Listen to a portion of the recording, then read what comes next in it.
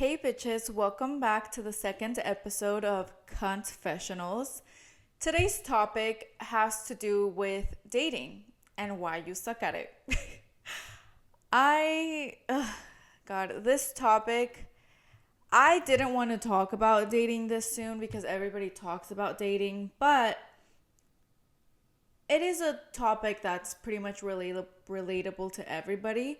And it is important to talk about because every time I ask someone about their dating life, it's something negative. Like maybe 95% of the time, both men and women, gay and straight, they're all complaining about dating. And at one point, that was me as well. I complained about men because men suck, and that is still true, regardless of whether dating objectively sucks or not. Men objectively suck, but that doesn't mean that your dating experience has to suck if you are a person that is dating men. And that is exactly what I'm going to talk about today. I am just tired of hearing you bitches complain. Like I am literally so tired of hearing you bitches complain about the dating scene, especially in cities like LA and New York. Like, are you fucking kidding me? Like, okay. You bitches are saying that dating in big cities suck, that dating in LA sucks, that dating in New York sucks, that everybody is the same person. How does a city with millions of people from all over the world, of all races, of all genders, of all ages, how does a city with so much variety produce the same kind of person? No. It's not that it's not that all the guys or all the girls in LA are the same. It's that you are dating the same person over and over because you have issues, bitch. Because you have motherfucking issues. And that was me at one point. That was me. I'm not gonna say that I'm completely innocent, but I learned from my motherfucking lessons. And today I am going to talk about why people suck at dating, basically everything that people do wrong that gives them a negative dating experience, at least that I have observed or heard about. That's what I'm going to talk about. And I'm going to talk a little bit about my dating experience, how I have shifted my ways, raised my standards, how I've set rules for myself and how I've applied them. And then I'm going to talk about how dating should just be fun and how to make it fun, even when you don't like the person. Because I think a lot of people are not picky enough with who they go out with. But once they're already out with that person that they didn't vet enough, they get picky right then and there. I'm like, bitch, you are getting picky at the wrong point in time. You should have been picky from the beginning.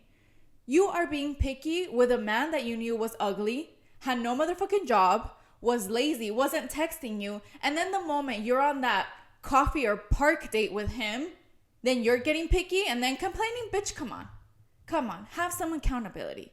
So we're going to talk about accountability and self-esteem, confidence, because at the end of the day, all of that is necessary. You need to have some sort of self-esteem, bitch, because you can't just be dating the worst of the worst in the same person. Like, yes, there is going to be room for some validation here or some acknowledgement that dating can suck, even when you do your best, even when you do your part. Negative experiences will happen, but we'll talk about how to build immunity for those, because that's just a given, especially if you are in the streets, dating around. Doesn't mean you have to sleep with people, but if you're on the streets, seeing multiple people, the chances of encountering something negative or mildly negative, they're there. So I don't want to completely tear that down, but we're going to talk about how to build immunity and not get so motherfucking jaded. Being jaded just makes things worse for yourself, and I understand. I get it. I get why people get jaded. You can get jaded with anything, but yeah, I think building immunity is the best thing so you don't let that affect your future prospects. And to conclude, we're going to talk about mental health, emotional regulation, because bitch, that's probably the most important thing when it comes to dating. But yes, without further ado, let's get this episode started. So why are people bad at dating? This question has many, many answers. Every time I ask somebody how their dating life is going, they just give me a big sigh and they roll their eyes and they're like, well, And the truth is I know, but I don't. Like, I no longer relate. Thank God. And I don't want to be judgy and I don't want to be harsh, but there has to be a point in time where you have to hold yourself accountable for the experiences that you provide for yourself or the experiences that you open up yourself to. So I'm going to go over some stories and some common mistakes that I've seen people make. And this episode is going to be geared more for women that date men, because even though I've had my fair share of feminine experiences, if you know what I mean, I have unfortunately mostly dated men. So that is where my area of expertise is at, or somewhat expertise. And then I have a lot of friends that have dated men. So yes, one common mistake that I see women making is that they say yes to everyone. Yeah, like some random sugar daddy will ask you out through Instagram, being like, yo, what are you doing? And that's a date. Or, they just want to have fun and they don't take it seriously. So they'll say yes to anybody that asks them out because they want a free meal or because they, want to see all their options. But the thing about dating is that it has to be intentional. If you want to have positive experiences, it has to be intentional. And when I've told some of the friends that have done this fact, like that it has to be intentional, they're like, well, I'm not taking it seriously. No, I'm just doing casual. Like, I just want to go out and have fun and dress cute. And oh my God, I disagree with this. When they say this, I've disagreed so much, because dating is the most serious thing you can do.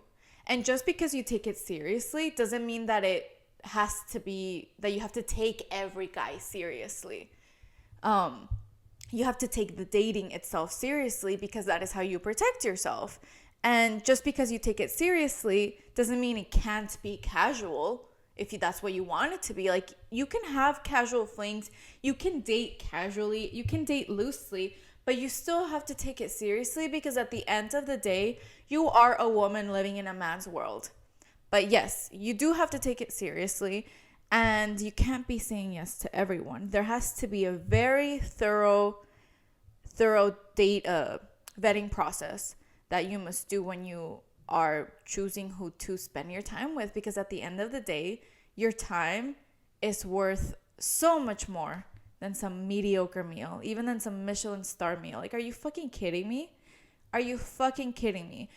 These people that I've heard that just go out with anybody because they're not taking it seriously or they're trying to do it casually, most of their experiences, when I ask how the date went, it's always a story. It's always something negative. The guy is a pervert, or the guy, wanted to take him home, or the guy didn't want to pay. There's always some bullshit, because the truth is that the majority of the men out there suck. Yes. The majority of the men out there in the dating pool suck ass. And that is the truth. That is a concrete, objective truth. So if you date everyone, what's going to happen there? Most of your experiences are going to be negative. So that is why the vetting process has to be so strict. You have to be strict with yourself and you have to be strict with them. But yes, another mistake that I see people doing, both men and women, everybody, this is probably the most common thing that I see, is that they have a negative approach to dating, because they have a desperation mindset, and they want a relationship so bad that they already go in tired, because they're becoming impatient with the process. And the thing is like dating is one of the most enjoyable things you could do. Like, think about it. You are meeting a bunch of strangers. I mean, to some people that might not sound like the most enjoyable thing, but if you're doing it right, you're carefully choosing who to go out with. Like, humans are meant to live in community and to meet other people. So you're carefully vetting people, meeting all kinds of different people from all different backgrounds, and you are going out with them to have a great meal or do some sort of activity. Like, you're doing things that you wouldn't normally do with your friends or with any other person. And you're doing all this with someone that hopefully you find attractive. So I think it could be really fun, but people are already going in it with a negative mindset because of some negative experience that they may have had in the past, or negative experiences. And like, that's the thing, like, negative experiences are going to come, and the more people you date, the more they might be. But again, it doesn't have to be that way. Another common mistake that I see is people over focusing on looks. And I'm not saying that looks don't matter, because they do. I genuinely think that you have to have or feel some sort of attraction for the person that you're dating or the people that you go out on dates with. Like, you have to find some attraction there, because let's say you end up dating this person long term or somewhat long term. Then they do you dirty. You end up resenting them because they were ugly as fuck, and then they did you dirty. So, I mean, that's just one of the reasons why it matters. But you want to have a good time, a well-rounded good time. And finding the other person attractive is vital to that. But you can't make that your main focus, because I bet you that the person that you're most compatible with or the people that you are most compatible with, that you have the most fun with, that would like you back the most, like, I bet you they're going to be attractive, but they're not going to be like Miss Universe or Mr. Universe. Like, the likelihood of them being like the hottest person in the room every time, chances are low.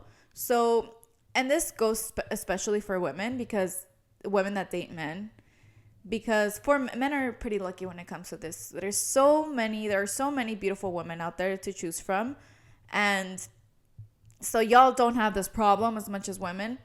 But I think women cut themselves short when they are hyper focused on looks. And oh my God, another mistake, and it's linked to this.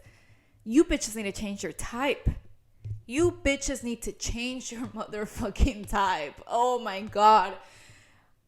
Oh, like, I hear stories of coworkers and like women that I meet, and then they talk, they give me their experiences. They tell me that this guy did them dirty, that he cheated on them, that he didn't have no job, they had to pay for everything, all this stuff. And then they show me a picture of the guy, and it's literally like, he literally looks like a rat with a nice fade. Dude, and also, like, fades will tell you everything. The way a guy does his hair, that shit will tell you everything. And people will say, oh, don't judge a book by its cover. I think it matters. I think the way you present yourself, it's not necessarily the way that you look, whether you are cute or not cute. It's just the way you present yourself that matters. Like, when it comes to looks, the way you present yourself is what matters. And these guys be presenting like broke ass bitches. And then the woman complaining show me the picture of this broke ass bitch that presented himself like a broke ass bitch. And I'm like, bitch, what did you expect? Like, fix your type. Fix your motherfucking type. And you can do it. If you can brainwash yourself to be attracted to a gremlin, you can brainwash yourself to fix your type and be attracted to somebody that is going to give you the life that you motherfucking deserve, bitch. Period. I'm heated. I'm heated. The to-dos, the things to do, are basically the whole opposite of this. And it's possible. I think it's possible for people to fix what is going on internally and what they are doing in dating, because I did it. Against all odds. I fixed my type and I made dating fun. And I had a fucking blast. When I when I chose to date intentionally, when I wasn't just dating for, whatever, thoughtlessly, I had the best motherfucking time ever. And it didn't even last because I got cuffed right away. And that, that is just proof.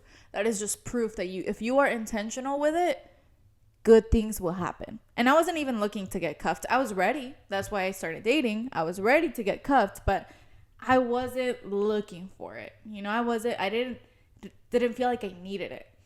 But yeah, against all odds, I made it happen. So I think it can happen for everyone. Nobody taught me how to date. Nobody taught me how to be a bad bitch in high school. Well, let's start before that. I've been wanting to date, and I've been feeling like I want to kiss a boy or a girl since I was little. And I began my dating journey in middle school, in 8th grade. Oh God. I mean, based on what I saw at home,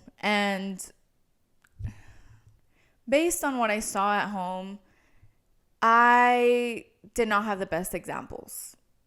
And I was pretty desperate and pretty boy crazy, which is fine. It's, if you are attracted to a specific gender, it's okay to want their attention. It's okay to want a little bit of their validation, especially when you're young. Like, who cares? But the older you grow, the more you realize that at least for male attention, it's cheap as hell. It's cheap. It ain't worth shit. So it doesn't really matter. But yeah, anyway, I was pretty boy crazy. I was not off to a good start. And I felt that because of a lot of the media I consumed, I had some sort of good influence, which sounds kind of ironic because media usually feeds you very toxic ways of thinking when it comes to dating. But I grew up Hispanic, so I grew up Mexican. So I saw a lot of romance things on TV and how men court women and how they do all these things for them and that cheating is bad. And so I registered all of those things and I was able to keep my standards somewhat okay. Like I was able to stay afloat for a little bit in high school. But then I dabbled heavily into Christianity. I was basically in a cult. So I had 2 years of just absolute insanity and psychosis in my head. And that just completely warped how I saw dating. I strongly believed in no sex before marriage. Man is superior to wife, all that fun stuff. And after that, I went into a hoe phase, and that was probably my worst experience dating. I would never, I think that sometimes expressing your sexuality and maybe sleeping around here or there can be fine, and everybody's different. But I will never heavily advocate for a hoe phase for anybody, because I think it's rare when it's healthy. I think it can be healthy. Like, sometimes having a hoe phase, I think some people need it, and it's fine. And whatever. Like, I don't think it's always unhealthy, but I think more often than not, it usually comes from an unhealthy place. And it did for me. So my point is that I had all of these perspectives always shifting the way that I saw dating. And not to say, side note, that I was heavily sexually repressed when it came to women. My first thought of liking girls, I mean, I remember looking at when I first saw the Titanic, I was like, what? I think that was like my pre gay awakening. The paint me like one of your French girls. Oh my God, like that, I wanted to see that scene so bad. And I was so little. I was so small. I was like, oh my God, when did it I don't know how old I was. Maybe I was like 5 or 6. And I didn't know why I wanted to see that scene so badly. Like, I was so curious. And I just thought, like, I found her way more attractive than Leonardo DiCaprio. I was like, oh my God, I couldn't stop staring at her. So that should have given me a hint. But yeah, I had all these repressed things. When I was 13, I saw Chloe with Amanda Seyfried and I forgot the name of the actress, but it's Amanda Seyfried and some other MILF actress. Oh my God, there was a sex scene there, and I felt things I never felt before, more intensely than for any boy. And during all this time of just warped perspectives of what dating a man is like, I was also repressing this other side of myself. And yes, again, my point is I was really fucked up. I was fucked up. And if that doesn't fuck me up enough, I had like little boyfriends here and there for a few months, but my first ever serious relationship was with a fucking psychopath. And I am so sure that this man is a motherfucking narcissist, and the abuse that I dealt with during this relationship was worse than the abuse I had as a child. Very similar. Very honestly, I don't even know if it's worse. It's probably around the same level, just in different ways. And yeah, no, this man is a motherfucking felon. I mean, not felon, but he's been to jail for domestic violence and for DUIs and all this shit. So that paints a picture. And that I had my dating experience with that. And then when I broke up with him, I had Hot Girl Summer, which was somewhat of a hoe face, but not really. It was slightly more intentional. And I felt like for the first time I could freely choose who I slept with. And that sounds really sad, but it's true. I felt like I had more autonomy over who I chose, and I chose most people. I mean, I didn't have sex with that many people at that point, but the fewer, because of that, because it was more intentional, I had less people.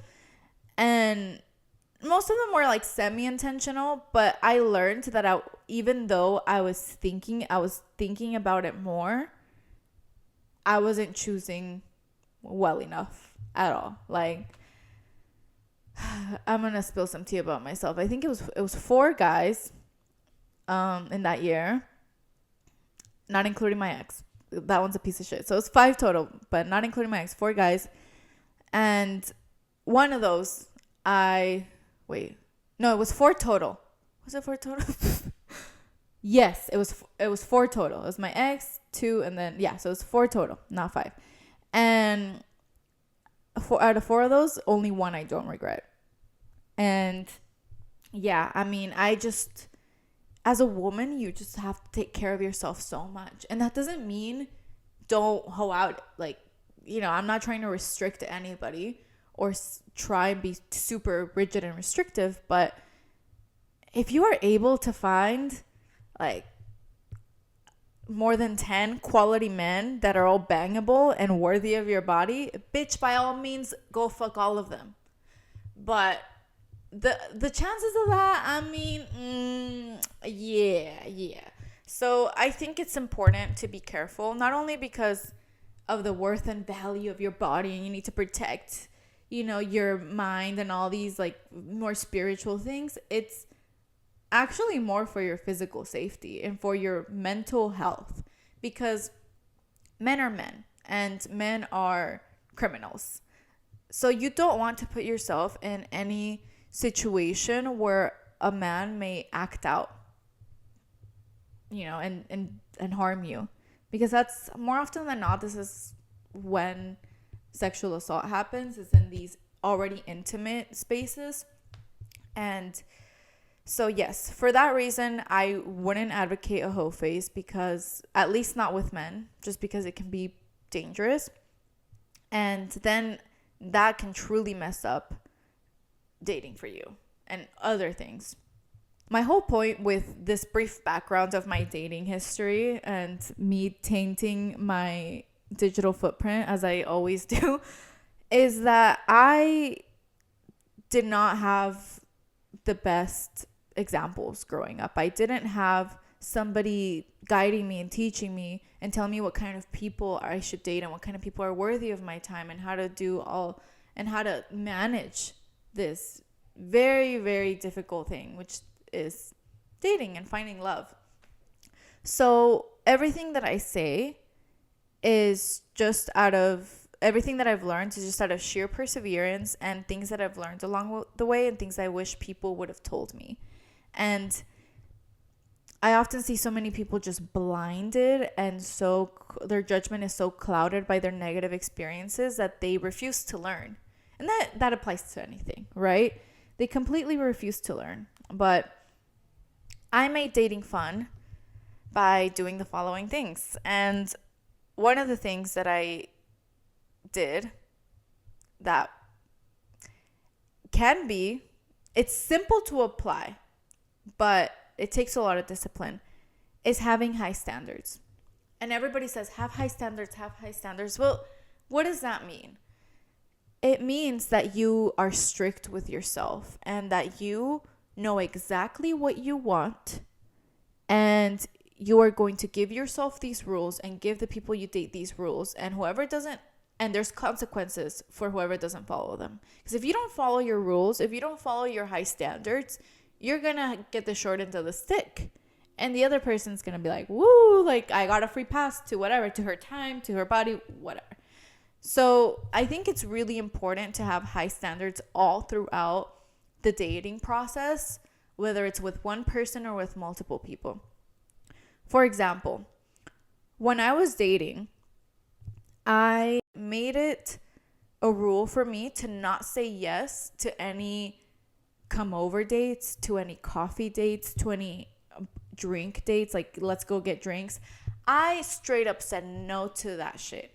And I see a lot of girls, whenever I say this, I see a lot of girls get a little defensive and they're like, well, it's just easier that way. Like it saves time. You know, you can go on more dates if you just go on like those little ones. And I think, wow, you really are thinking like a man. You really are thinking like a man that, you know, you're not prioritizing the person, you know, because you're just trying to get through people quickly. But I mean, if that's what you like, that is what you like. But at the end of the day, as a woman, you want to feel like somebody is actually into you. Like you're not just like a pass of time. And as a girl, like think about when you really like a guy, like you want him to kind of go out of the way for you and to do special things for you. And you want to do the same with them. So a quick coffee date may work for some people, but I think, at least for myself, I just said no, because a guy that looks at me and really wants to go out with me is not going to think, oh, I'm just going to take her for a quick coffee date, an hour coffee date before my other date or before whatever. Like, I am not going to fit in somebody's tight schedule. I am going to be the modifier of somebody's schedule. Like, somebody's going to make room for me. I'm not just going to try and fit into a little space, because that just sets a good precedent. It sets a good precedent for the man to actually try. And yeah, I mean, I went on, I don't know how many dates I went on in 2023. Yeah, last year.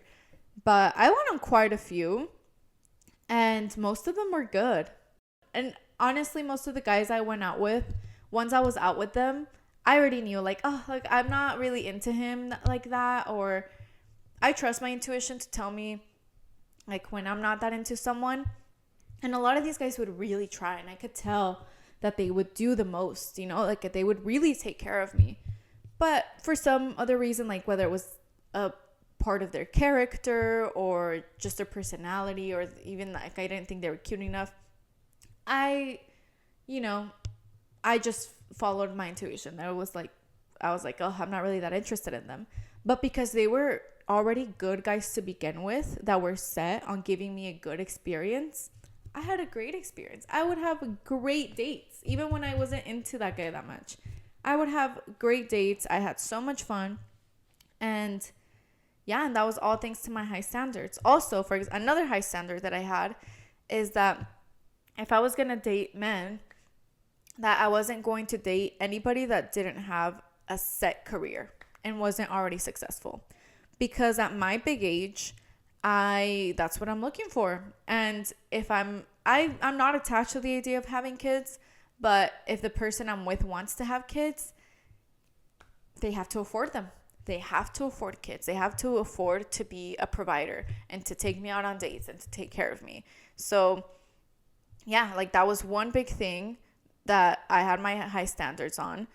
And a larger way that I had high standards, and this is where it matters most, came to somebody's character and what I was looking for. So I knew exactly what I wanted, and what I wanted honored those high standards. So besides the career and the types of dates that I would get invited to, like I was looking for someone that respected themselves, that had confidence, that had high self-esteem, that had sexual discipline. Sexual discipline was probably like the most vital thing I was looking for. To me, that just because as a man, having sexual discipline is just a reflection of all these other positive values that you have as a man. So I don't know. To me, that was one of the biggest things, was a man that had sexual discipline and somebody that I found really attractive, somebody that I would be sexually attracted to. I have so many. I have so many, but they're all pretty simple, and it's not really hard to find because most of the guys that I went out with, like they were either really good or kind of bleh, mediocre. And even the mediocre ones, I mean, I had a great, because of the high standards that I had with setting dates, I had a pretty good time with them. And the ones that were really good, I could totally see how another girl would be so lucky to have that guy, but it just wasn't a match. So yeah, I honored my high standards. I was very careful with my vetting process. So just because you are having a somewhat of a strict vetting process doesn't mean that you have to be all stiffed up and all tense about it. You can be relaxed. Like, it is actually vital for you to be relaxed in the vetting process. You can't be all stiffed up thinking, oh my God, I have to keep all these rules to myself and I have to make sure that they're this and that they're that. Honestly, dude, like, it's really not that fucking hard to have high standards. If anything, it makes your job easier and it saves you time because you're going on less dates. Let's keep it fucking for real. I was going on maybe like 1 or 2 dates a week, and I thought that was a lot, but you don't need to be going on like 10 dates a month or like 20 dates a month. You don't need that. You don't need to be going out on so many motherfucking dates. It's about the quality, not the quantity. And just because you're relaxed doesn't mean you're careless. So there has to be relaxation about it. You just have to chill, dude. You just have to motherfucking chill. And if somebody doesn't meet your standards, then bye. Next.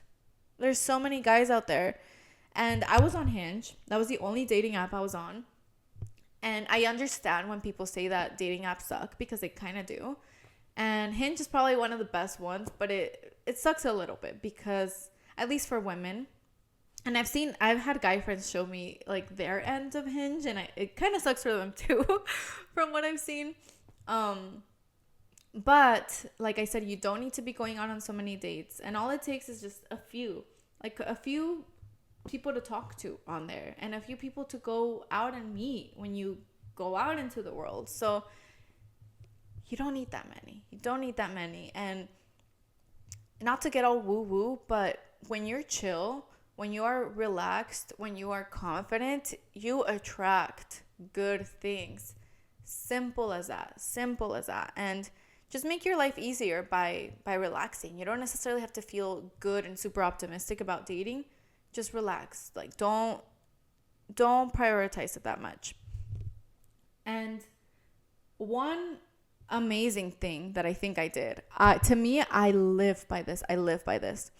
Because I didn't have the best upbringing and nobody taught me how to date, when I chose to start dating again in 2023, I did so in a way that would be practice. So I began dating intentionally in 2023 to practice having high standards.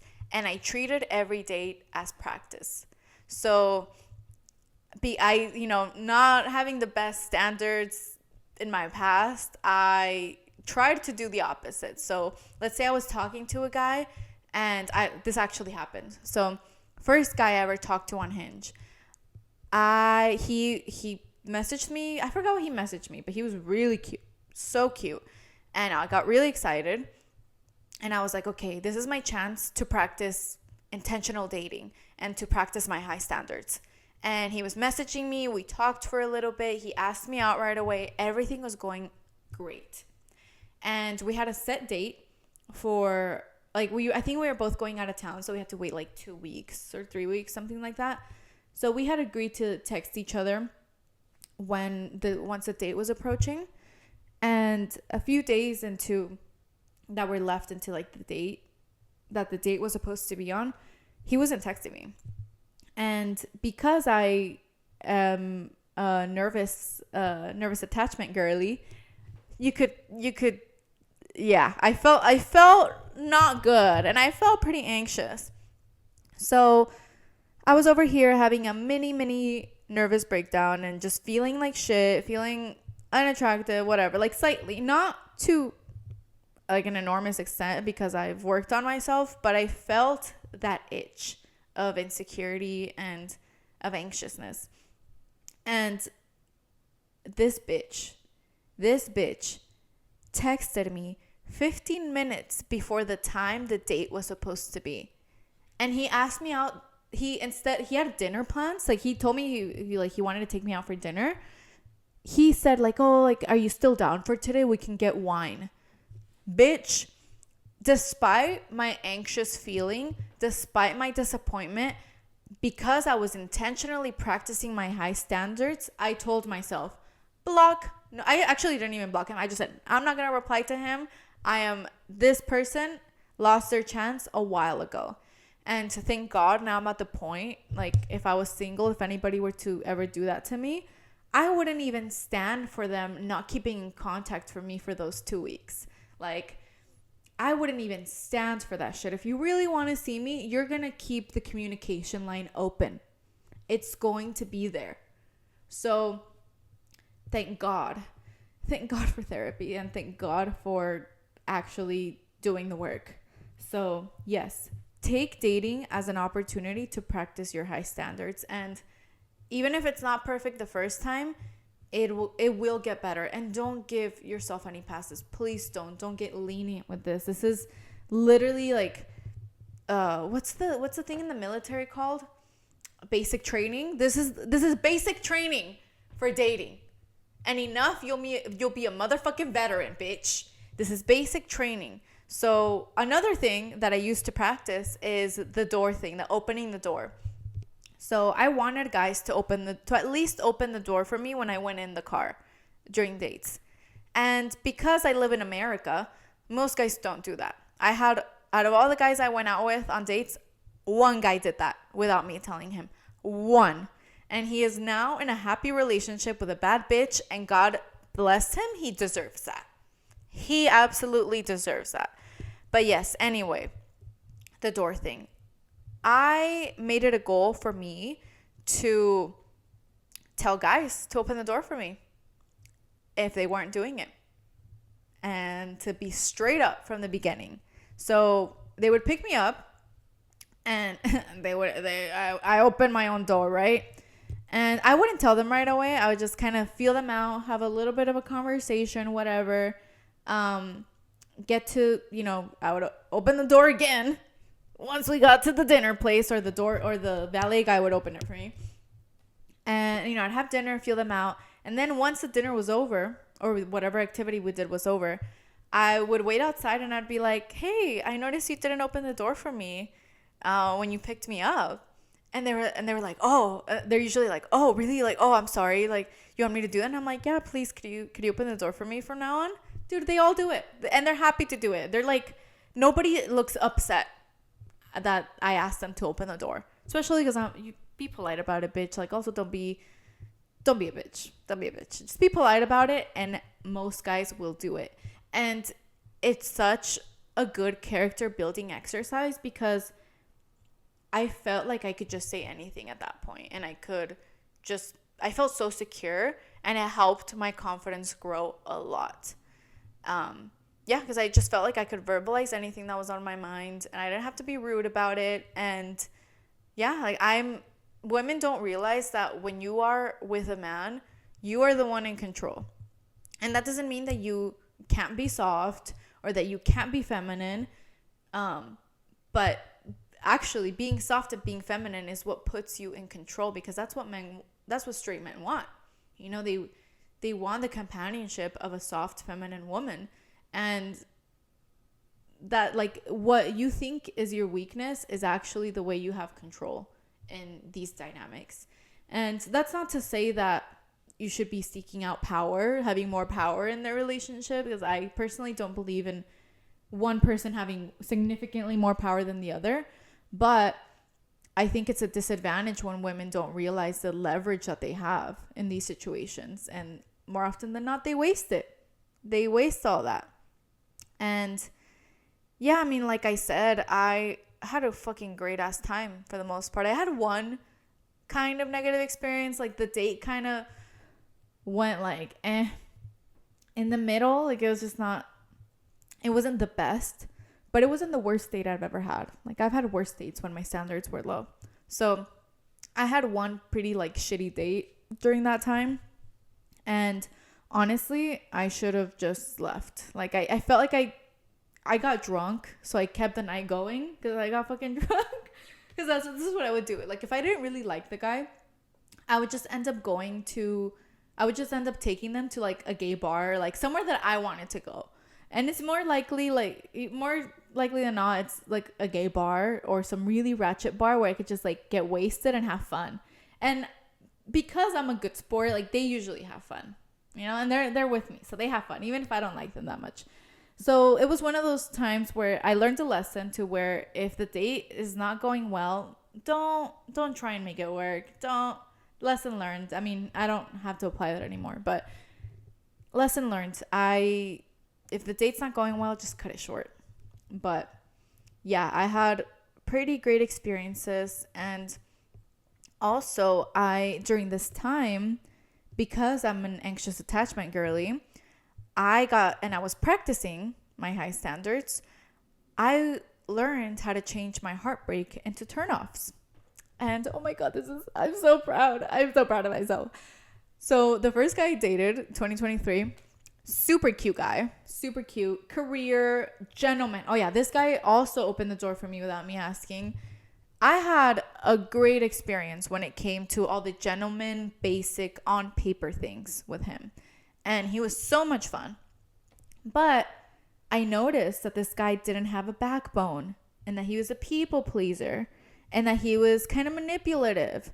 So I did get my heart broken a little bit. But as I was like feeling sad, I was like, this is not how my future husband would act. Like, this is not what I want. Like ew. Like, this is not what I want. Like, I don't want my children's daddy to be a people pleaser, to not have a backbone. I don't want some weak ass bitch being the father of my children. No, ew. So I got over him in like a day. I cried so hard the day that I was heartbroken by him. Oh my God, I was drunk as hell. And I ruined my beautiful makeup that I had that day. And I cried, and I went live on TikTok, and I was being a mess. And the releasing of the sadness and the realization that this is not what I want just made me snap out of it quickly. And I was more disappointed in myself that I made such a big deal and such a big scene out of it, and that I was kind of behaving a little bit toxic. So more of the latter sadness came from that, not really from him. And I also learned this through other guys, like other guys that I would talk to on Hinge, and they would just like dismissive, whatever. Like those were easy. Those became really easy because I have been working on myself to just dismiss and not really care about. But then I met this guy that was also perfect on paper, even better than the first one. Oh my God, this guy was super hot. He's super rich. Like the other guy had just, he had a stable career, he had money, but this guy was rich. This bitch was loaded. Going backstage and all these fucking DJ famous people shit. And oh my God, I had a great time with him. I had a blast. So my anxious attachment was kicking in because I was liking my experiences. I was liking what I saw. I was liking everything. But this man was so emotionally unavailable. Had zero communication skills. Would mansplain shit to me. And just would he was not, even though he was really intelligent, like I guess book smart, he was rich for a reason. All these bitches, most of these bitches went to school. So very smart guy, but somehow not smart enough to see me and to see all my positive qualities. So that made it so much easier to let go. And that was like the good thing about utilizing dating as a form of practicing your self-standards is that when hard moments arise, when your anxiety starts to build up, these are the opportunities that you have to learn. You don't get to practice dating and get better by having all these great positive experiences. No. Hard things are going to come up. You're going to feel anxious. You're going to feel abandoned. Guys are going to disappoint you. And all these negative things that flare up naturally, as they always will, these are going to be your opportunities to practice emotional discipline and emotional sobriety and emotional regulation. These hard moments are the opportunity. This is where you grow. I use this as an opportunity to practice and tell myself, I don't really like him. Because why would you like somebody that doesn't even bother to know you well enough to see if they're going to like you or not? It's not that he doesn't even like me. It's that it's even worse than that. He is not willing to see you and to see your personality and see all these quirky things about you or all these great qualities about you. Like, he wouldn't even see that. And also, I think it's really important to, side note, to not villainize the other person for not seeing you or for not valuing you or not treasuring you. If they're just treating you fine, because this guy never did anything explicitly terrible to me, I'm not gonna villainize him. Like, it's just, he just wouldn't see me. Like, maybe he wasn't ready. I don't know his reasons. I have my assumptions, but at the end of the day, I'm not gonna waste my energy on trying to figure out why he wasn't that into me or why he didn't try harder. Okay, I'm running low on time, but because I've been fucking yapping, but I want to conclude with these 3 points. And yeah, I think these are extremely important. And I think everything I've said are very important lessons that I've learned, and I hope that they're able to stir people in the right direction. But these 3 things were also vital to everything, not just dating, but having a good life overall. I think they're valuable lessons. And one is that I was 100% content being single. I loved being single. And I don't want to not acknowledge people that crave relationships more and that want relationships. I think we're all built like that. We're all built to want someone to witness our lives, to want to be loved, to be in community. We all crave that as human beings. It's completely natural to not want to be single but be in a relationship instead. That's fine. But you can be like that and still be 100% content with who you are and the way that your life is going. And that requires flexibility. I think if you are in a desperation mindset where you need a relationship, and that doesn't serve you very much. But if you want a relationship but are relaxed and because you are happy with yourself on your own, that's important. And that takes some building of self-esteem and confidence and putting yourself first. I was so happy being single. I had gotten out of a relationship in 2019, 2020-ish, like the toxic one, the bad one. And I committed myself to stay single for years and to work on myself. And I dated here and there, but I had a lot of stuff to work on. So I was single for like for like 4 or 5 years. I was single. 2019, 2023, 24 actually. Yeah, 4 or 5 years.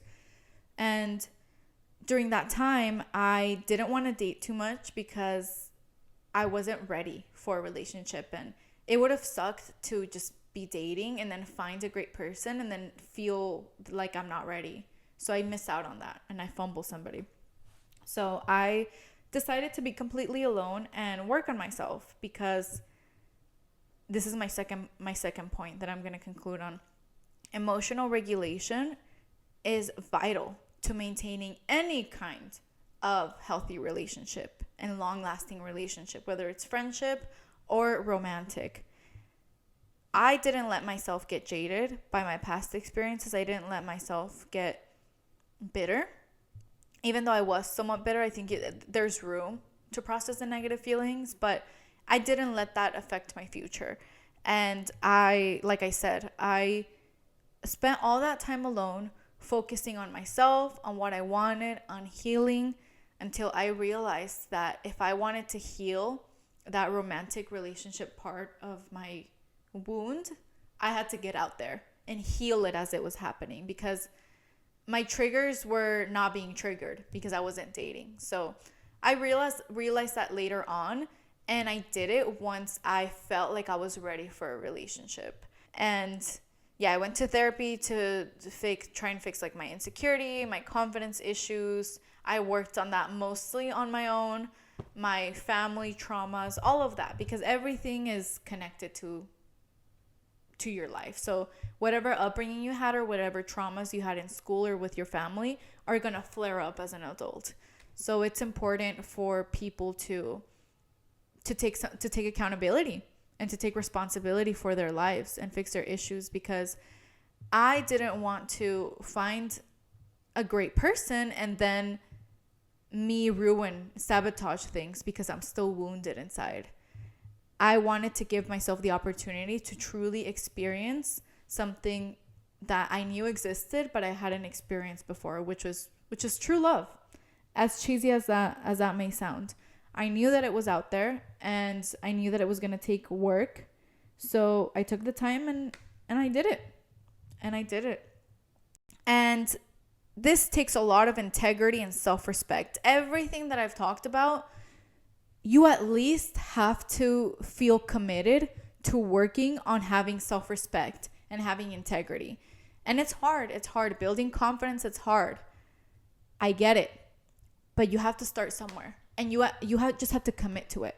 Even if you feel like you're not confident, even if you feel insecure, just commit to being that, to getting there. Because once you commit, you will get there. You will. And then another thing is knowing that you deserve good things and having patience. This takes time. This is a whole ass motherfucking journey. And it takes a lot of practice. It takes a lot of inner work. It can take a lot of therapy. It can take a lot of people, a lot of dating.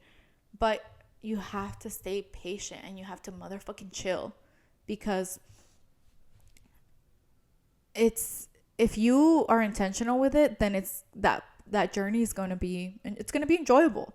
It's going to be enjoyable. And I'm not saying that you're not going to get tired or flustered or maybe a little impatient here and there, but just having general integrity and being intentional and having general patience, that is going to make all the difference. And the key is in taking it slow. Even in individual relationships, just take it slow.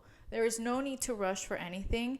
And I'm speaking for myself. I'm speaking to myself because I like to rush things. I feel something and I have an Aries Venus, bitch. I like to be in and out of things and experience and be crazy. I also have a Pisces moon. So a bitch is a little wild. And I've learned, this has been a tough lesson for me, is that the best things take time. The best things take time. And there's no rush. You can take things slow. Even with friendships. I've learned this with friendships because I get so attached to girls that I become friends with that my expectations just soar like crazy high because I get so attached. And now I'm taking it slow.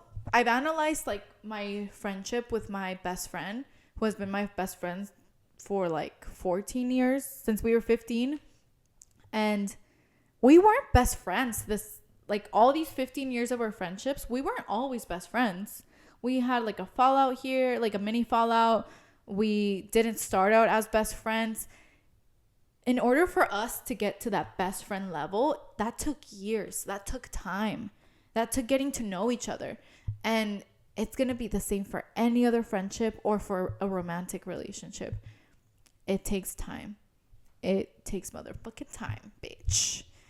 But yeah, that concludes today's episode. I hope you guys liked it. I kind of wanted to go more into how to build confidence and self-esteem, but maybe I can make a separate episode about that. If you guys want me to talk more about dating, to explore maybe dating women I don't really have, maybe I could talk a little bit about my gay shit. But yeah, if you guys want me to talk about anything having to do with dating or some gay shit or confidence, self-esteem, let me know. But yeah, thank you guys so much for listening, and I'll see you on the next one. Bye.